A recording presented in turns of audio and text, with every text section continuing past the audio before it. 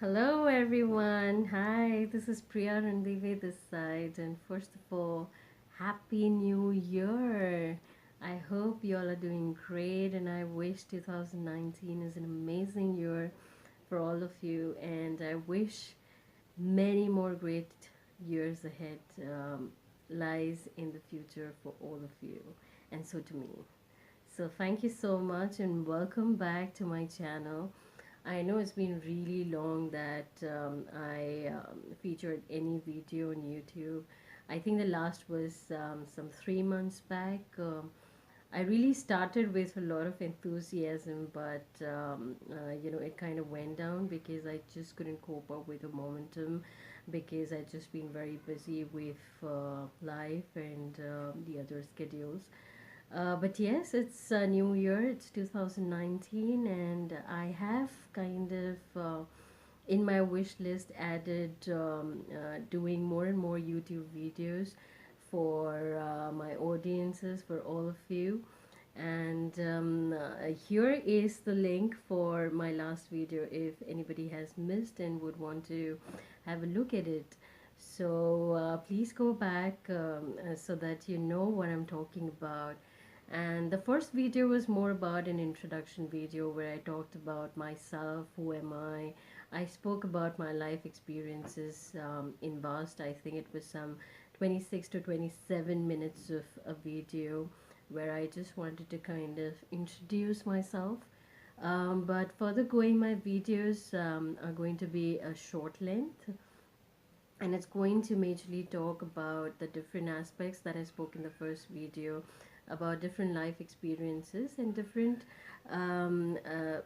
solutions that I have come up. Now these solutions are not really techniques or something, but these are based on real life experiences of myself that possibly worked for me and that might work for you as well. So again, saying this is not a knowledge sharing video or something like that. I'm not a certified trainer or I'm not a specialist in anything, but my idea, the very idea of creating this video was to reach a maximum amount of people who might have gone or are going through the similar kind of experience that I am.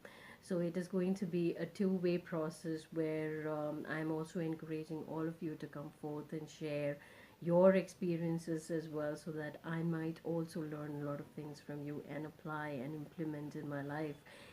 So if anything that makes life better, why not share it on an open platform so that everybody out there can just take advantage of it and gain some strength to face the challenges that they are going through currently and make their lives better. So thank you so much for being here, and today this video I'm specifically going to talk about a specific problem that I spoke in my first video, and that is about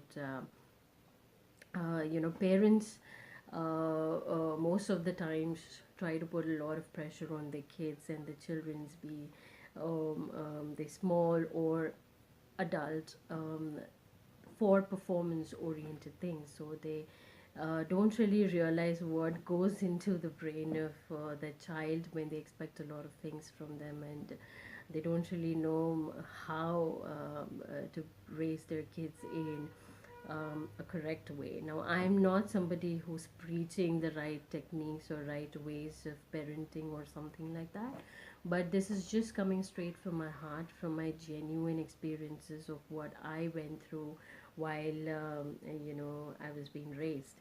So I again mentioning that I was not very good with academics and I was constantly pressurized for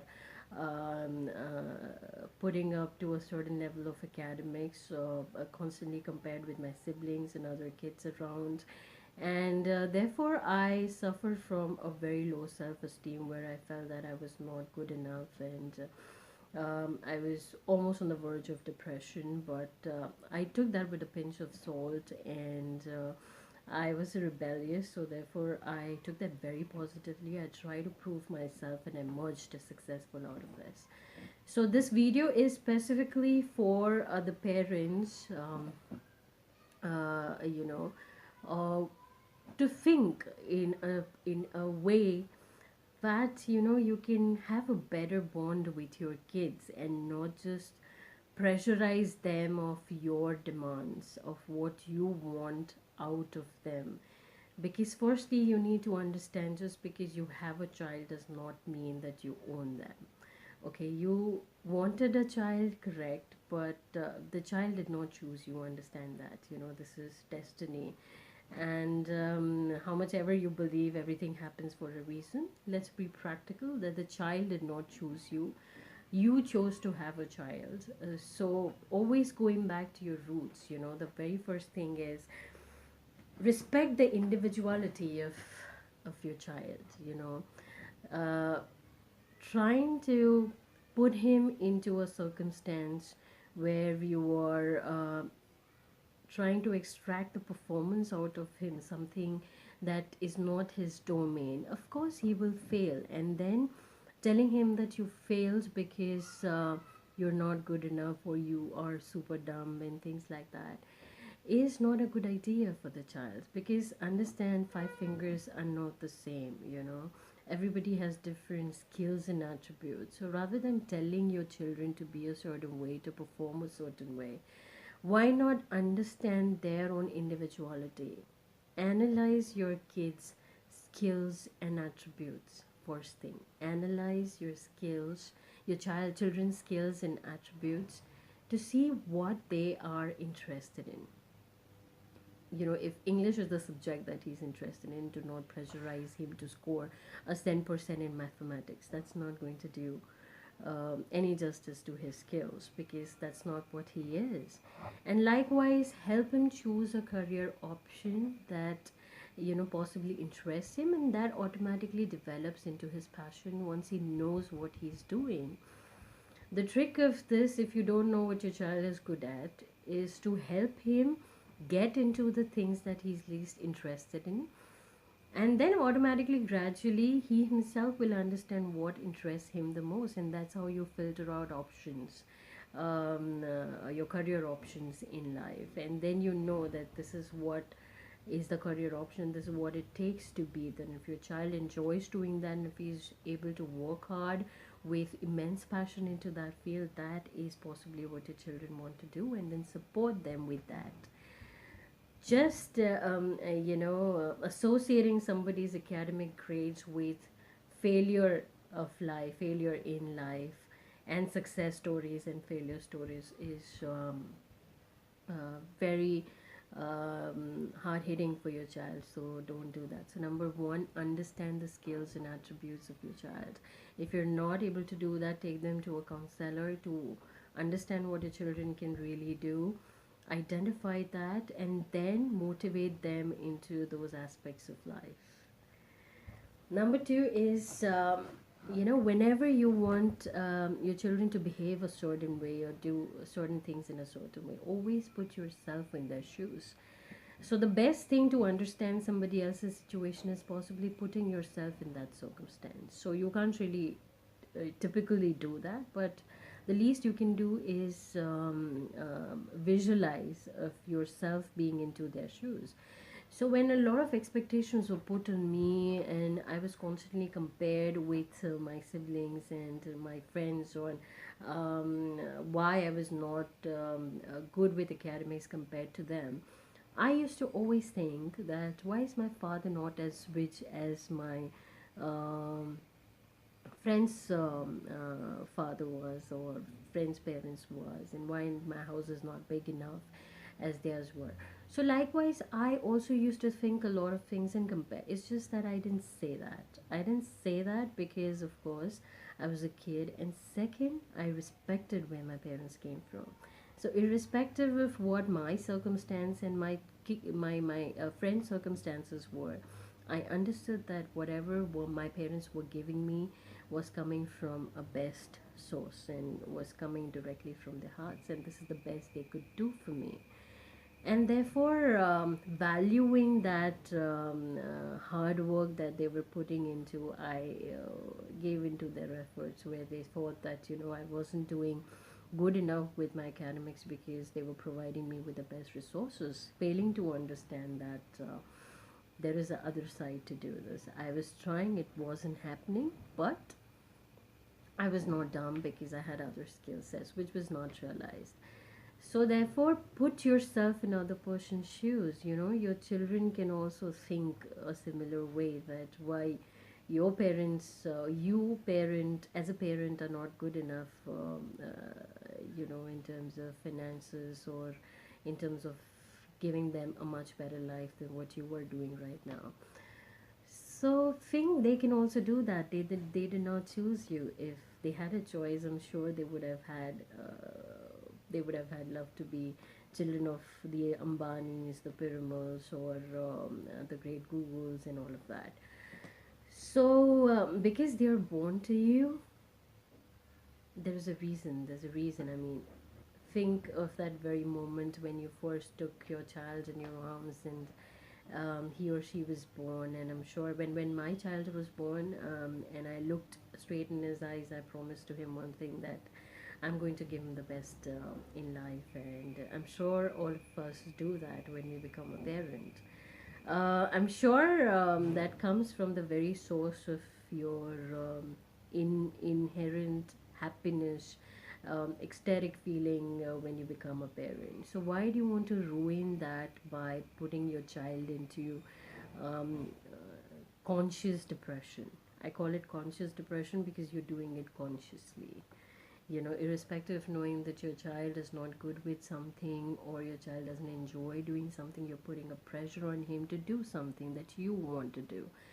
So analyze if your child is really happy doing what they're doing, and analyze if it is him or her that really wants to do it. Is it just your being adamant that you want something out of them to be done just to satisfy your desires or your needs, and you want to go out and say that, my child is so intelligent? So don't do that. So yes, second thing, put yourself in your children's shoes, and understand what they really want. Third thing is, when it said psychologically, when your child is still 5 years, you can feed information in him, and he will just take that, observe that, and take it and behave a certain way.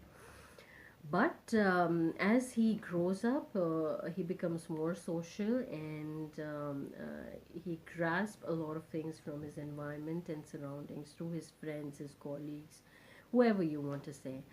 So it is then that, you cannot feed a lot of information in him, because then he has his own thought process. When he's a child, he doesn't have his own thought process, so whatever input you give him, the output will be as simple as that. But it becomes more complex as the child grows, because there are other thoughts being fed in him, and you just cannot follow your child everywhere, and what he picks up from what surroundings is not under your control. uh, so then what do you do in such a circumstance? When your child is small, you get him toys to play with. You don't enjoy sitting with toys with him or her, but you enjoy that time because you know that the kids require it. So you play with the child, you become a child with your child. Likewise when your children likewise, when your children grow up, you need to grow up with them, which means you need to become their age, you need to become their friend and think from their perspective. So, if you're going to just keep giving them instructions, don't do this, don't do that, this is right and wrong for you, it's not going to work out for them, because they don't understand that language anymore. They don't understand those instructions anymore, because then they will say, this is what I have seen out, and that's fine. So like for example, I was very social while I was a teenager. I had a lot of friends, and I would go out, spend more time after college with them, and just freak out and spend time with them. Now that's because I was very unhappy in my own house, because my father was somebody who would always question on something, academics, job, and things like that. So I was always on the verge of being answerable to him on something or the other, which I really hated. So I didn't want to come back home, especially when he was available at home, to be honest. And therefore, I thought that it is best to spend time outside the house, which is being with my friends. So he didn't approve of that. He thought that I was being a nerd and I was being complete waste and not going to do anything productive with my life. And um, I wasn't doing good enough. He thought that I'm going to just spoil my life, ruin everything, and it was a threat to his image in the society, or things like that. But I wasn't doing anything wrong. I was just spending time with them, and that's because I wasn't getting the appreciation from my own father that I was constantly looking for, and that I was getting outside. My friends thought that I was very intelligent, and I was like a center of the group that I was in. So that gave me a lot of good feelings outside, instead of being in the house. So I always preferred being in the house when my father was not around. So that is the worst thing. So when you think that your child is doing something differently or acting a little weird, take a pause and see why somebody doesn't want to be at home. There's a house to come back home, but if he or she is not coming back, what is it that's stopping him?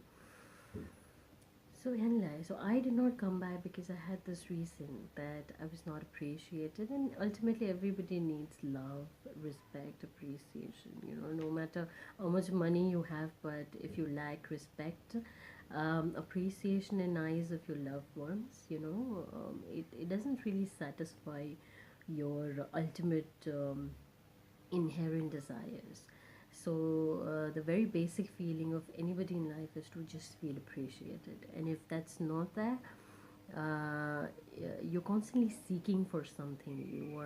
You feel very incomplete. And I was just trying to complete myself or something within myself. I wanted to be satisfied, and I was doing that by being with my friends.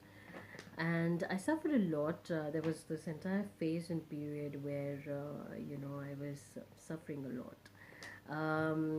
But because of my strength, my mother's support, my sister's support, and I just took up the challenge. I was a dire rebel. I wanted to prove myself badly, and I think I did that gradually. So I moved out the house, took a job. I started, providing financially, and then I completed my course. My mother was unwell, so I did contribute to the household chores to some extent. And yes, life has brought me here today. So today, when I look at myself in the corporate world, I'm a highly respected individual in the work area. So I feel that yes, I must have done some right things, that so many people look up to me, that has motivated me to start this channel in the first place. So yes, the third thing is, be a friend with your child. As your child grows, you need to grow with them. You have to match the wavelength and the frequency of their age, and if you don't do that, please don't expect responses. Don't just compare your child. That's the worst thing that you can do to your child. So yes, the three things. One is, respect the individuality of your child, understand the skills and attributes, take them to the counselor if you're not able to identify. Don't put that pressure that your child has to be some good at something. That's not necessary. I myself did not, till few years back, understand what I really wanted to do with my life, and many of us still don't. We have a job, we go back, we go to war, we come back home, and that's about it. But the fact is, we don't know what the purpose of life is. I think I have identified that, and my purpose of life is to motivate a lot of people with my experiences in life. So I don't think most of us really know what we are really contributing to this world. So just going, doing a job, and coming back is not really the purpose. Yes, you are satisfying the very needs, but you're not really contributing to the world or the society in return. So That's pretty okay if you're doing that, because that itself takes a lot of courage. Because not everybody in a job is happy. You're doing a job, you are earning something out of it and keeping the stove of your house burning, which is a good thing, which is a very good thing. But mm, that does not mean that you're happy at the end of the day. So that's okay. Everybody goes through that phase, and allow your child to breathe and not just put a pressure of what they really want to do in life. Don't give them a timeline that I give you a year, I give you 2 years, and if you're not able to do anything productive, you don't earn this much, I'm going to throw you out of the house. No, please don't do that, because it's just going to put a lot of pressure, and then their creativity is going to be hampered when there are timelines, strict timelines to it. Allow them to experiment, allow them to just be outgoing and do whatever they want. Let them also face failures. Don't just tell them not to do something because failure is bad. In that case, they will never try to attempt.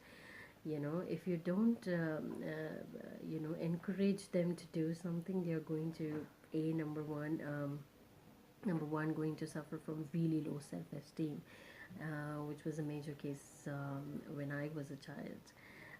Second, there could be sleep deprivation, there could be anxiety, there could be failure of participation. Your child might always feel that you're going to fail, you're not good enough, so let's not participate because I don't want to look like a failure because there's a better contender there.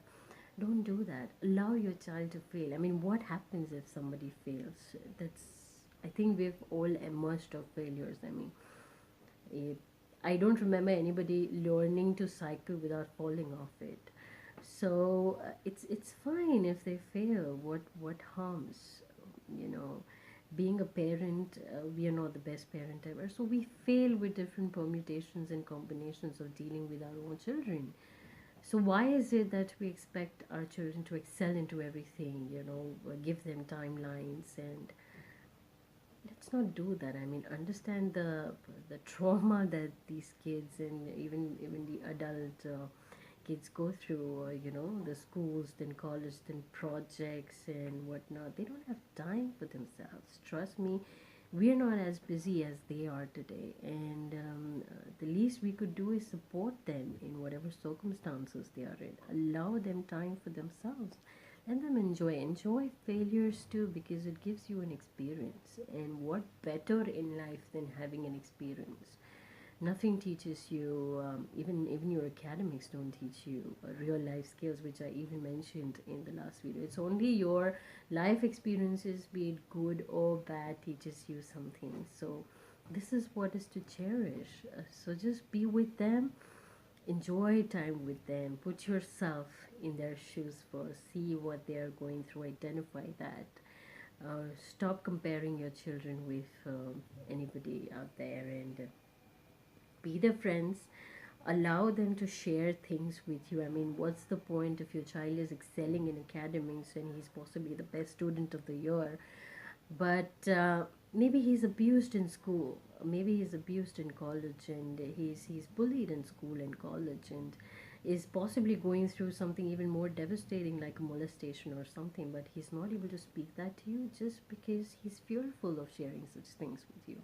I'm sure we don't want that. So why not be their friends and encourage them to be such a great to build such a great rapport with you, so that even the smallest of the things that they feel that they cannot handle at their level or they are going through can be shared with you openly, and that's how solutions come out. We're not Hitlers to create threats in their minds. um, we're parents, right? And parents is all about parenting. Your child is an extended soul of yourself. It's nothing different from your own body and your own soul. So why do you want to harm something that's your own part? Okay, so please don't do that. Understand your kids, and love them, caress them, take them out, have great talks with them. If there is anything that you want to explain to them, which you think that they are not doing correctly, then please help them understand, by giving them examples, by talking politely, by helping them understand the logic behind it. Don't just tell them, like my father used to tell me, why do you stay out so long? You're a good daughter and you don't care for the parents, you come home so late. But he did not understand the pain, the incompleteness that I had within me, and but I still don't have anything against him. I mean, years have passed by. I don't want to hold any grudges, but like I said, it's because of the hard blood that I was born with. I think I managed to triumph out of those circumstances, but not everyone might be. On the hindsight, there could be cases where one might have suicidal tendencies or go into depression, and we don't want that, right? I mean, we don't give a birth to a child for him to die ultimately like that.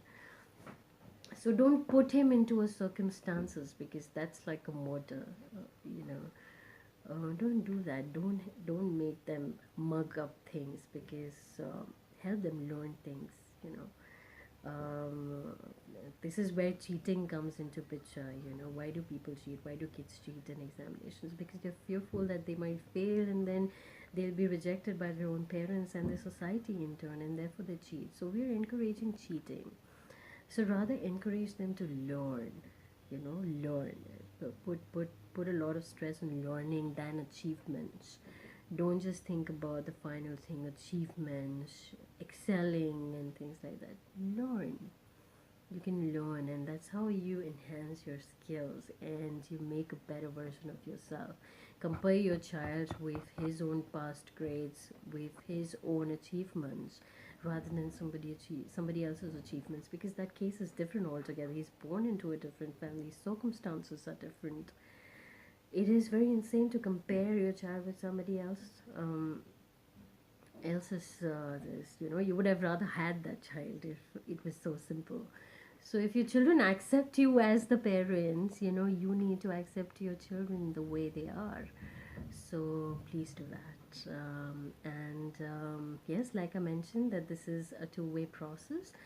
This is what I could think of and put forth in this video as a message to everybody. If there is anything more that I might have missed out or I might have not thought of in this video, I remember I mentioned this is going to be a short video, but by the virtue of my nature, I speak a lot, and I thought that it would have been incomplete if I didn't say this much, because I wanted to really bring out the message in this video, which I'm assuming I would have. But if there's anything else that you think that can add to the video that might have not come out of my experiences as mentioned in this video, then please mention in the comment section below. We can always discuss and we can always learn from each other. If I find something very different and fascinating that I never thought of, I can apply in my life too. And my son is 4 years and he's really young and very innocent. I want to bring in the best possible way I can. So I apply these things, some things that happen to you in a slight negative manner. You don't want to repeat that with your own children. So I'm not saying that I am a very saint mother or something. I do have expectations from him. So like just a small example, while I'm ending this video, he was having a chocolate. He was constantly having chocolates. And I told him, why do you have so many chocolates, To which he just responded saying, Mom, why are you having a chocolate? So I'm like, I didn't realize that, oh my God, I was having a chocolate myself at that point in time, that very moment. So it's like, they simply observe. They copy you. They don't listen to you. So I realized that he's such a small child. He doesn't realize that my ability of eating chocolates or My resistance is possibly more than him, and he might develop more cavities at his tender age than I do. So I wanted to avoid, but I'm not doing that myself. So, to help a child understand at this age is very difficult. So, if you want your children to learn something from you, the best way you can do is just do it yourself first. And I'm sure they will copy, and make them a stronger person. Don't make them somebody who is a failure by telling them that failure is not good.